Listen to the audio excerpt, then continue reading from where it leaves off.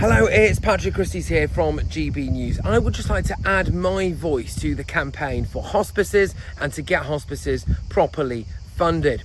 Corin Darby has identified that hospices across the UK are not being funded well enough, and over recent months he's been tirelessly campaigning alongside those hospices, supported by almost 300 MPs and peers from across the political spectrum. And what he wants is to make hospital funding a national priority. Now, there's a lot going on here, but I suppose in a nutshell, what's happening is that there are many great people that work in hospices, many tremendous staff, and that there is actually the bed space there for more people to spend their final moments, perhaps in a little bit more comfort and a little bit more ease than you might get in certain hospitals.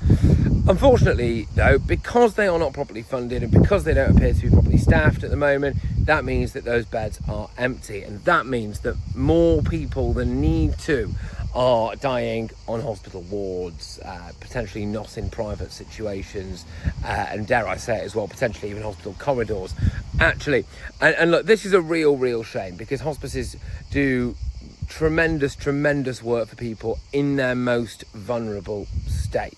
But it's not just the people who are actually in the hospice themselves, who are, in their final moments in life, who benefit from being in a hospice. No, it's also their family. And I know personally from several friends of mine who, sadly, when we were growing up, they lost their parents, that they were just children at the time, and being in the hospice environment made the whole thing, whilst obviously still incredibly difficult, it made the whole thing a little bit more bearable for them.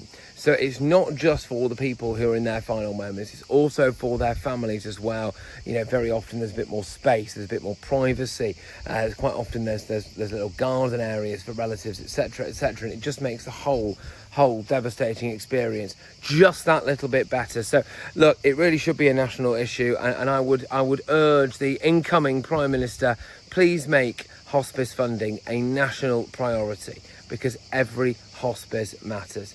Take care.